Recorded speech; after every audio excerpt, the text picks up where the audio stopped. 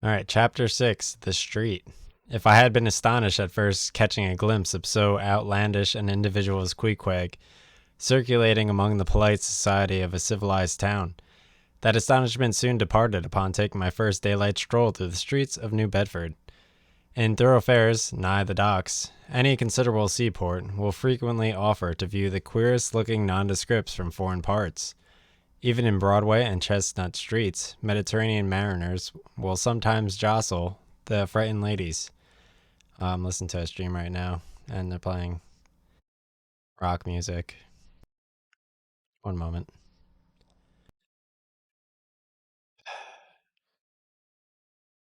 And I just walked up the stairs. Okay, so Regent Street is still not known to Lascars and Malays, and at Bombay in the Apollo Green, live Yankees have often scared the natives. But New Bedford beats all Water Street and Wapping. In these last mentioned haunts, you see only sailors. In New Bedford, actual cannibals stand chatting at street corners, savages outright, many of whom yet carry on their bones unholy flesh. It makes a stranger stare. But, besides the vegans, Tongutto Boers, Evero Mangones, Panagians and Brigians, and besides the wild specimens of the whaling craft which unheeded reel about the streets, you will see other sights still more curious, certainly more comical. There weekly arrive in this town scores of green Vermonters and New Hampshire men, all athirst for gain and glory in the fishery. They are mostly young, of stalwart frames, fellows who have felled forests and now seek to drop the axe and snatch the whale lance. Many are as green as the Green Mountains whence they came. In some things you would think them but a few hours old. Look there, that chap striding round the corner.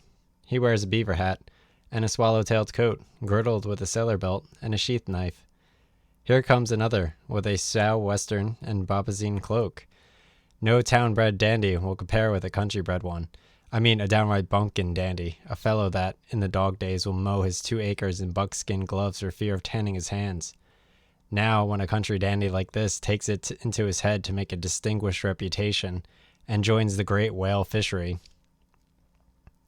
you should see the comical things he does upon reaching the seaport.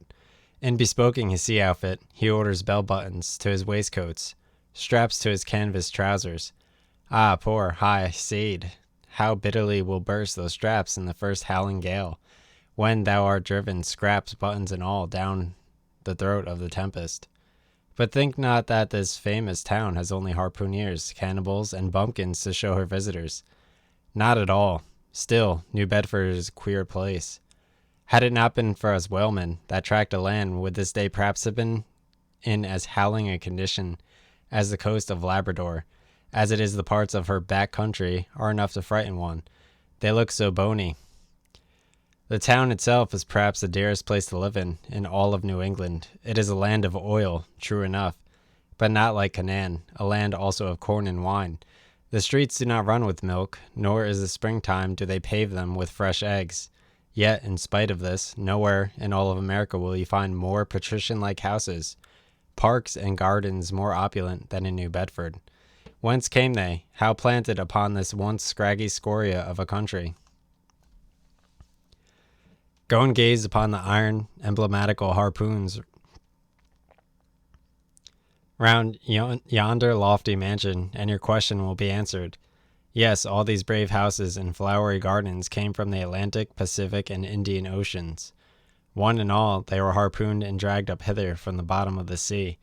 Can her Alexander perform a feat like that? In New Bedford, fathers, they say, give whales for dowers to their daughters, and portion off their nieces with a few porpoises apiece. You must go to New Bedford to see a brilliant wedding, for, they say, they have reservoirs of oil in every house, and every night recklessly burn their lengths in spermaceti candles. In summertime, the town is sweet to see, full of fine maples, long avenues of green and gold. And in August, high in air, the beautiful and bountiful horse chestnuts, candelabra wise, proffer the passer-by their taperings, upright cones of congregated blossoms. So omnipotent is art, which in many a district of New Bedford had superinduced bright terraces out flowers upon the barren refused rocks thrown aside at creation's final day. And the women of New Bedford, they bloom like their own red roses, but roses only bloom in summer, whereas the fine carnation of their cheeks is perennial as sunlight in the seventh heavens. Elsewhere match the bloom of theirs ye cannot, save in Salem, where they tell me the young girls breathe such musk, their sailor sweethearts smell them miles offshore, as though they were drawing nigh the odorous Moluccas instead of the puritanic sands. All right, Chapter 7, The Chapel.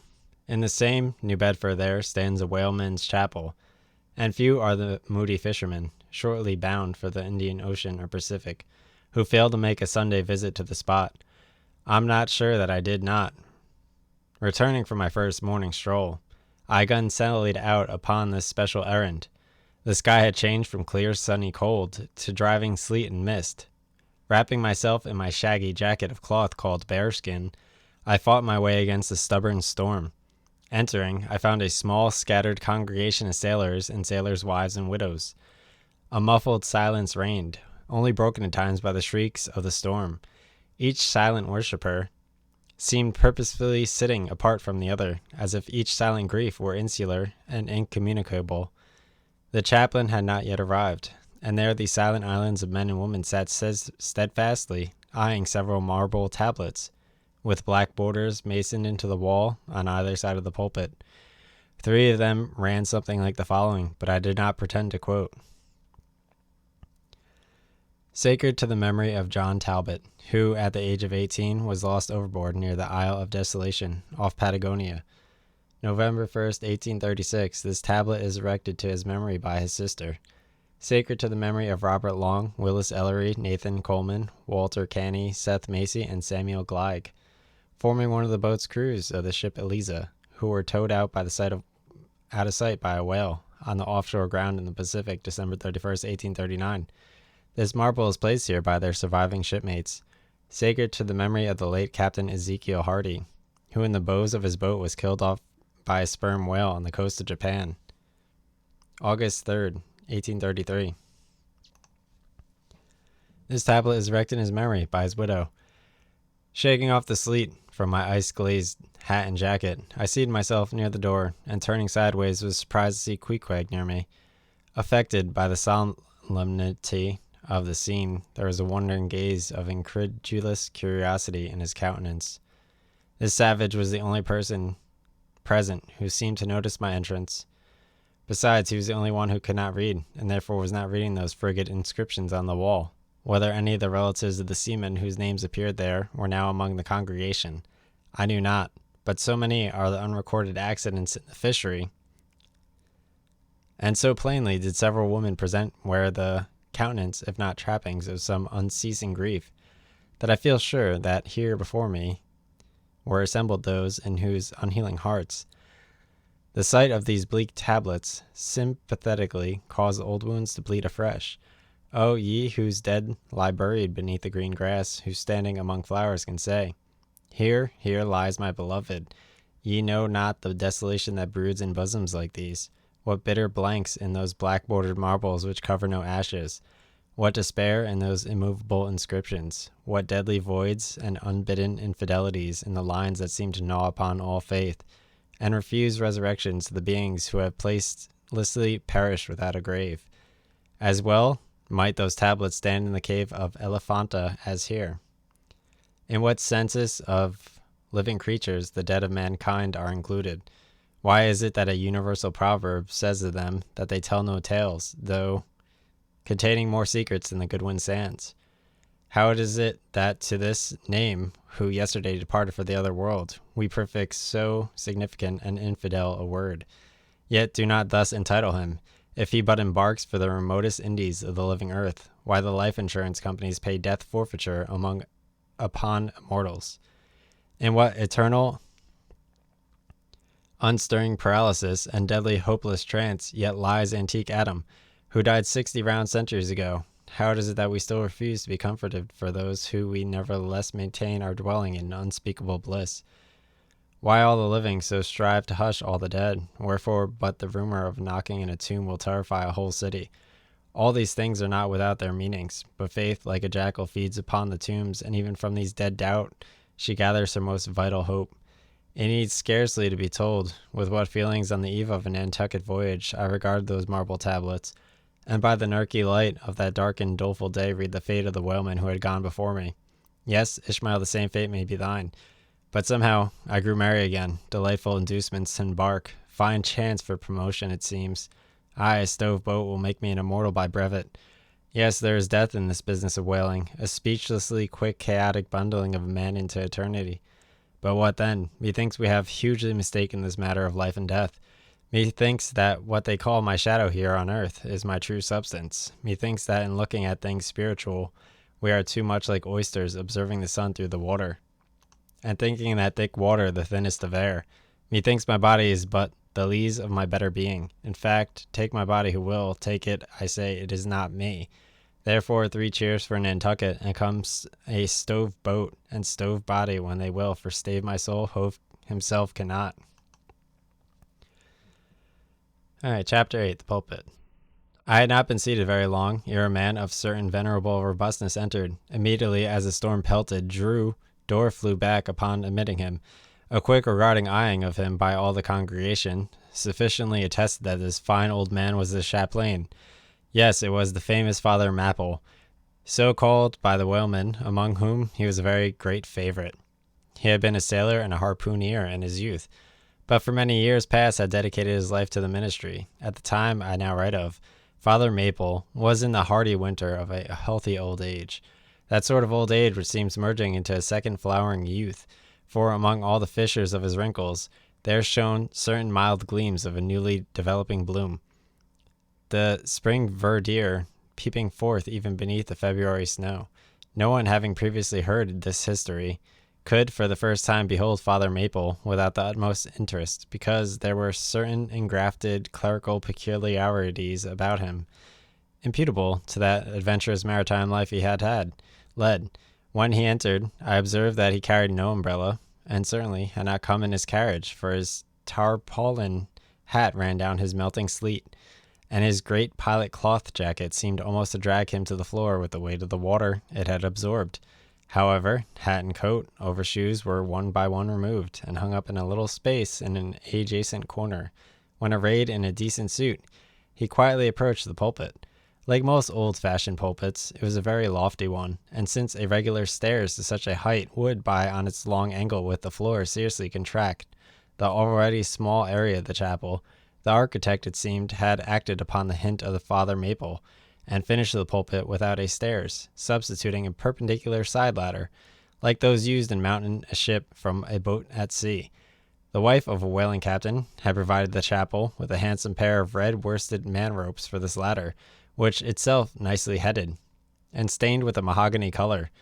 The whole contrivance, considering what manner of chapel it was, seemed by no means in bad taste.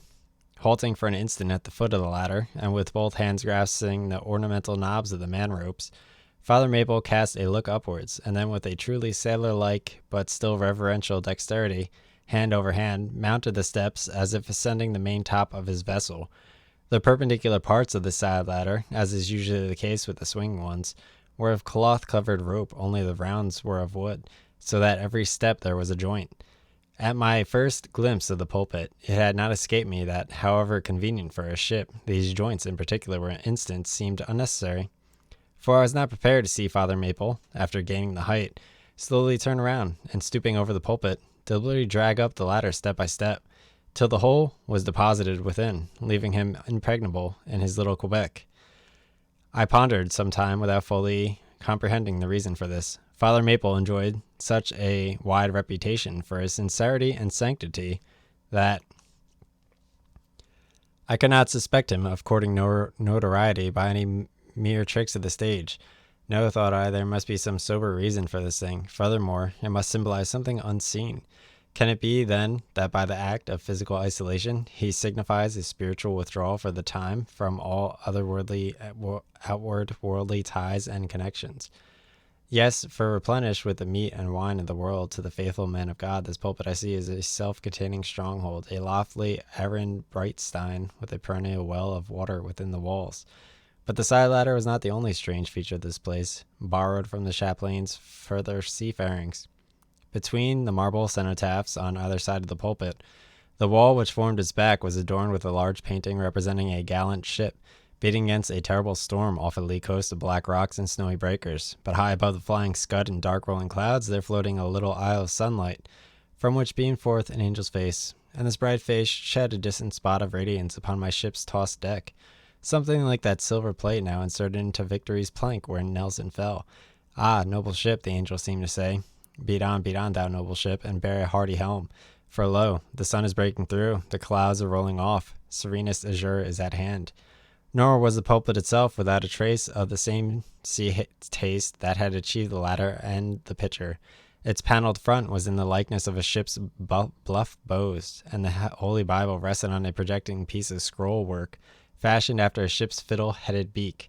What could be more full of meaning for the pulpit is ever this earth's foremost part. All the rest comes in its rear. The pulpit leads the world. From thence it is the storm of God's quick wrath at first descried. The bow must bear the earliest brunt. From thence it is the god of breezes fair or foul is first invoked for favorable winds. Yes, the world's a ship on its passage out, and not a voyage complete, and the pulpit is its prow. Chapter 9, the Sermon. Father Maple rose, and in a mild voice of unassuming authority ordered the scattered people to condense. Starboard gangway there, side away to the larboard. Larboard gangway to starboard. Midships, midships. There was a low rumbling of heavy sea boots among the benches, and a still slighter shuffling of women's shoes, and all was quiet again, and every eye on the preacher. He paused a little, then kneeling in the pulpit's bows, folded his large brown hands across his chest, uplifted his closed eyes, and offered a prayer so deeply devout that he seemed kneeling and praying at the bottom of the sea. This ended in prolonged solemn tones like the continual tolling of a bell in a ship that is foundering at a sea in a fog. In such tones he commenced reading the following hymn, but changing his manner towards the concluding stanzas burst forth with a pealing exultation and joy. The ribs and terrors in the whale arched over me a dismal gloom, while a gun's sun-lit waves rolled by, and lifted me deeping down to doom. I saw the opening maw of hell, with endless pains and sorrows there, which none but they feel can tell. Oh, I was plunging to despair in black darkness. I called my God. When I could scarce believe him mine, he bowed his ear to my complaints. No more the whale did me confide. With speed he flew to my relief, as on a radiant dolphin borne. Awful yet bright as lightning shone the face of my deliverer God. My song forever shall record that terrible, that joyful hour. I give the glory to my God, his all the mercy and the power. Nearly all joined in singing his hymn, which swelled high above the howling of the storm. A brief pause ensued. The preacher slowly turned over the leaves of the Bible, and at last, folding his hand down upon the proper page, said, "Beloved shipmates, clinch the last verse of the first chapter of Jonah, and God had prepared a great fish to swallow up Jonah." Shipmates, this book containing only 4 chapters, 4 yarns, is one of the smallest strands in the mighty cable of the Scriptures. Yet what depths of the soul Jonah's deep sailing sound! What a pregnant lesson to us is this prophet. What a noble thing is that canticle in the fish's belly. How billow-like and boisterously grand. We feel the flood surging over us. We sound with him to the kelpy bottom of the waters. Seaweed and all the slime of the sea is about us. But what is the lesson the book of Jonah teaches, shipmates? It is a 2-stranded lesson, a lesson to us all as sinful men, and a lesson to me as a pilot of the living God. As sinful men, it is a lesson to us all, because it is the story of the sin, hard-heartedness, suddenly awakened fears, the swift punishment, repentance, prayers, and finally the deliverance and joy of Jonah. As with all sinners among men, the sin of the son of Amittai was in his willful disobedience of the command of God. Never mind what that command was, or how conveyed, which he found a hard command, but all things that God would have us do are hard for us to do. Remember that, and hence he oftener command us that endeavors to persuade. And if we obey God, we must disobey ourselves, and it is in this disobeying ourselves wherein the hardness of obeying God consists. With the sin of disobedience in him, Jonah still further flouts at God by seeking to flee for him. He thinks that a ship made by men will carry him into the countries where God does not reign, but only the captains of this earth. He skulks about the wharves of Joppa and seeks a ship that's bound for Tarshish. There lurks perhaps a hitherto unheeding meaning here. By all accounts, Tarshish should have no other city than the modern Cadiz. What's the opinion of learned men? And where is Cadiz, shipmates? Cadiz is in Spain, as far by water from Joppa as Jonah could possibly have sailed in those ancient days, when the Atlantic was an almost unknown sea. Because Joppa, the modern Jaffa, shipmates, is on the most easterly coast of the Mediterranean. The Syrian and Tarshish, or Cadiz, more than 2,000 miles to the westward from that, just outside the Straits of Gibraltar. See ye not then, shipmates, that Jonah sought to flee worldwide from God? Miserable man, oh, most contemptible and worthy of all scorn, with slouched hat and guilty eye skulking from his God, prowling among the shipping like a vile burglar, hastening to cross the seas. So disordered, self-condemning in his look, that there been policemen in those days, Jonah, on the mere suspicion of something wrong, had been arrested ere he touched a deck. How plainly he's a fugitive. No baggage, not a hat box, valets, or carpet bag. No friends accompany him to the wharf with their ID. At last, after much dodging search, he finds the Tarshish ship, receiving the last items of her cargo, and he steps on board to see its captain in the cabin. All the sailors for the moment desist from hoisting in the goods, to mark the stranger's evil eye. Jonah sees this, but in vain he tries to look at all ease and confidence. In vain essays his wretched smile. Strong intuitions of the man assure the mariners he could be no innocent. In their gamesome, but still serious ways, one whispers to the other, Jack, he's robbed a widow. Or Joe, do you mark him? He's a bigamist. Or Harry, lad, I guess he's the adulterer that broke jail in old Gomorrah. Or belike, one of the missing murderers from Sodom. Another runs to read the bill that's stuck against the spile upon the wharf to which the ship is moored, offering 500 gold coins for the apprehension of a parricide, and containing a description of this person. He reads and looks from Jonah to the bill, while all his sympathetic shipmates now crowd round Jonah, prepared to lay their hands upon him. Frightened, Jonah trembles, and summoning all of his boldness to his face, only looks so much more a coward. He will not confess himself suspected, but that self is such a strong suspicion, so he makes the best of it, and when the sailors find him not to be the man that is advertised, they let him pass, and he descends into the cabin. Who's there? Cries the captain at his busy deck, hurriedly making out his papers for the customs. Who's there? Oh, that harmless question mangles Jonah. For the instant he almost turns to flee again. But he rallies. I seek a passage in the ship to Tarshish. How soon sail ye, sir? Thus far the busy captain had not looked up to Jonah, though the man now stands before him. But no sooner does he hear that hollow voice than he darts a scrutinizing glance. We sail with the next coming tide. At last he slowly answered, still intently eyeing him. No sooner, sir. Soon enough for any honest man that goes a passenger. Ha, Jonah, that's another stab. But he swiftly calls the captain from the scent. I'll sail with you, he says. The passage money, how much is that? I'll pay now. For it is particularly written, shipmates, as if it were a thing not to be overlooked in this history, that he paid the fare thereof, ere the craft did sail, and taken with the context, this is full of meaning. Now Jonah's captain, shipmates, was one of those discernment detects crime in any, but those whose cupidity exposes it only on the penniless. In this world, shipmates, sin that pays its way can travel freely, and without a passport, whereas virtue, if a pauper, is stopped by all frontiers. So Jonah's captain prepares to test the length of Jonah's purse, ere he judge him openly. He charges him thrice the usual sum, and it's assented to. Then the captain knows that Jonah is a fugitive, but at the same time resolves to help a flight that paves its rear with gold. Yet when Jonah fairly takes out his purse, prudent suspicions still molest the captain. He rings every coin to find a counterfeit. Not a forger anyway, he mutters, and Jonah is put down for his passage. Point out my stateroom, sir, says Jonah now. I'm travel-weary. I need sleep. Thou lookest like it, says the captain. There's thy room. Jonah enters and will lock the door, but the lock contains no key. Hearing him foolishly fumbling there, the captain laughs lowly to himself and mutters something about the doors of convict cells being never allowed to be locked within. All dressed and dusty as he is, Jonah throws himself into his berth and finds the little stateroom ceiling almost resting on his forehead. The air is close, and Jonah gasps. Then, in that contracted hole, sunk too beneath the ship's waterline, Jonah feels the heralding presentiment of that shit-stifling hour, when the whale shall hold him in the smallest of his bowels wards. Screwed at its axis against the side, a swinging lamp slightly oscillates in Jonah's room, and the ship, heeling over towards the wharf with the weight of the last bales received.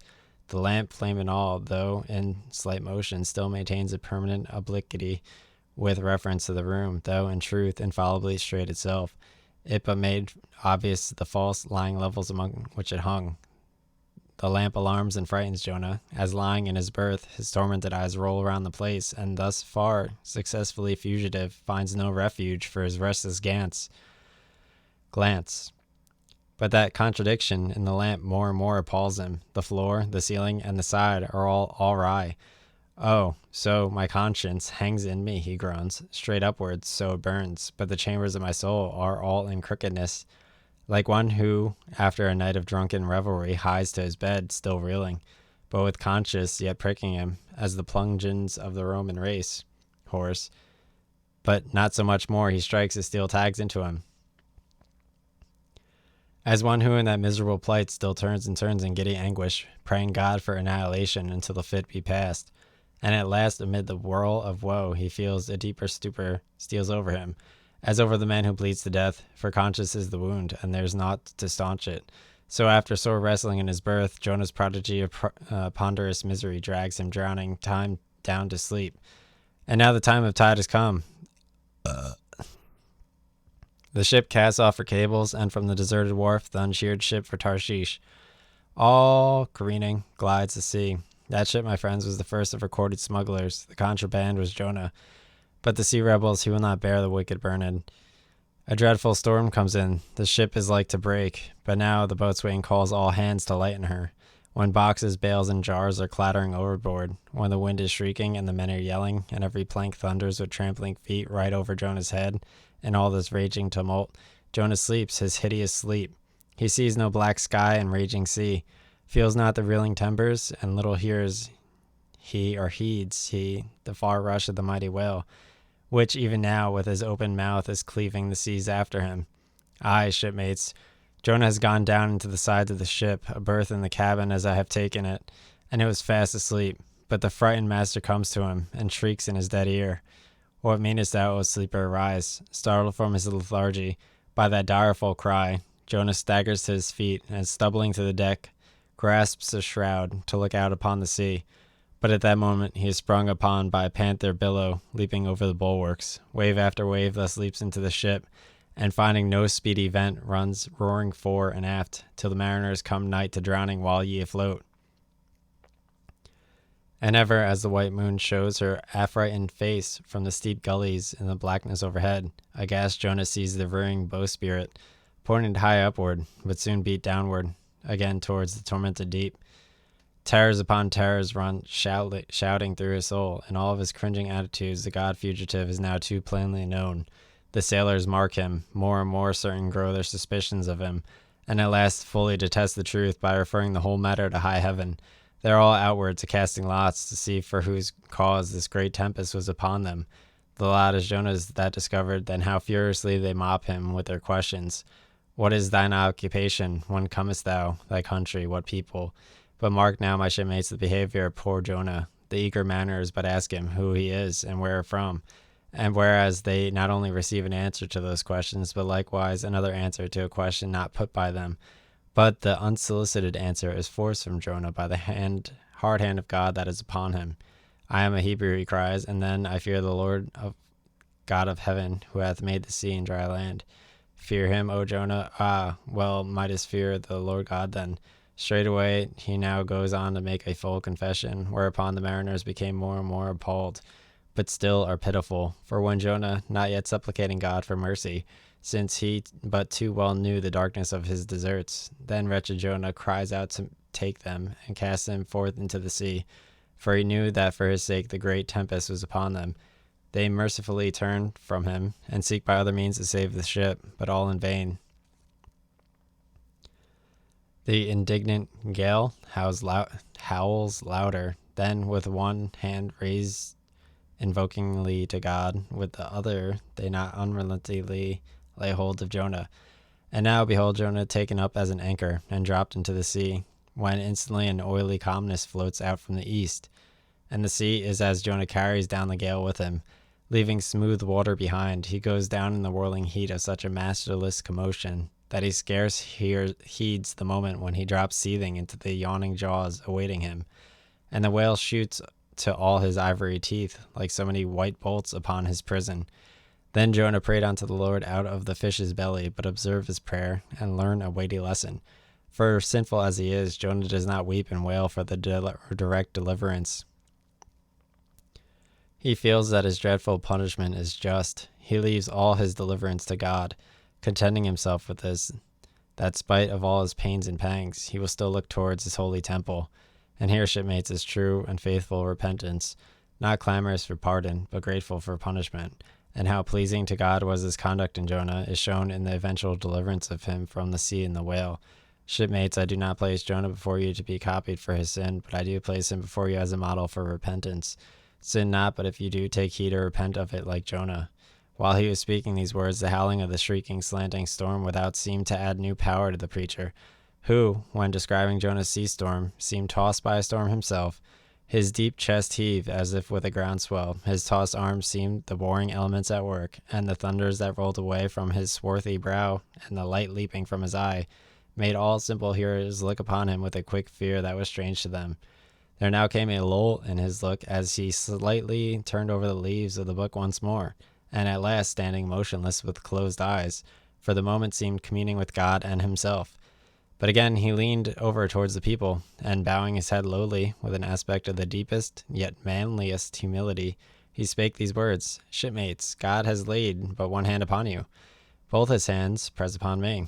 I have read ye by what murky light may be mine the lesson that Jonah teaches to all sinners, and therefore to ye still no more to me, for I am a greater sinner than ye, and now gladly would I come down from this masthead, and sit on the hatches, there where you sit, and listen as you listen, while some of you reads me that other and more awful lesson which Jonah teaches to me, as a pilot of the living God, how being an anointed pilot, prophet, or speaker of true things, and bidden by the Lord to sound those unwelcome truths in the ears of a wicked Nineveh, Jonah, appalled at the hostility he should raise, fled from his mission, and sought to escape his duty and his God by taking ship at Joppa.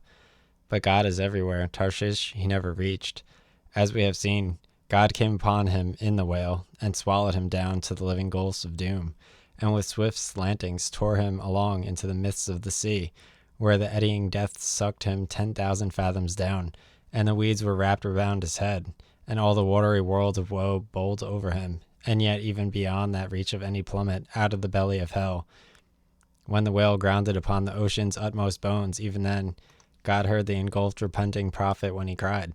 Then God spake unto the fish, and from the shuddering cold and blackness of the sea the whale came up breaching toward the warm and pleasant sun, and all the delights of air and earth, and vomited out Jonah upon the dry land. When the word of the Lord came a second time, and Jonah, bruised and beaten, his ears like two seashells, still multitudinous murmuring of the ocean, Jonah did the Almighty's bidding. And what was that, shipmates? To preach the truth in the face of the falsehood. That was it.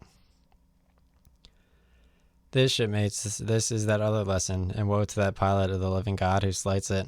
Woe to him whom this world charms from gospel duty. Woe to him who seeks to pour oil upon the waters when God had brewed them into a gale. Woe to him who seeks to please rather than to pall. Woe to him whose good name is more to him than goodness. Woe to him who in this world courts not dishonor. Woe to him who would not be true, even though to be false were salvation. Yeah, woe to him who, as the great pilot Paul has it, while preaching to others, is himself a castaway. He drooped and fell away from himself for a moment, then, lifting his face to them again, showed a deep joy in his eyes, as he cried out with a heavenly enthusiasm, But oh, shipmates, on the starboard hand of every woe, there is a sure delight, and higher the top of that delight than the bottom of the woe is deep. It is not the main truck higher than the kelson is low. Delight is to him a far, far upward, an inward delight, who against the proud gods and commodores of this earth ever stands forth his own inexorable self. Delight is to him whose strong arms yet support him, when the ship of this base, treacherous world has gone down beneath him. Delight is to him who gives no quarter in the truth, and kills and burns and destroys all sin through he pluck it out from under the robes of senators and judges.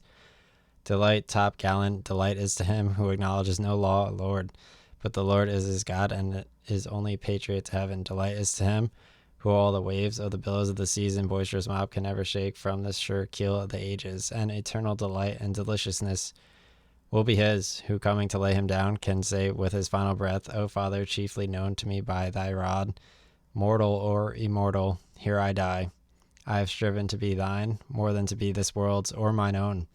Yet this is nothing. I leave eternity to thee, for that what is man, that he shall live out the lifetime of his God. He said no more, but slowly waving a benediction, covered his face with his hands, and so remainingly kneeling till all the people had departed, and he was left alone in the place. All right, I'm done.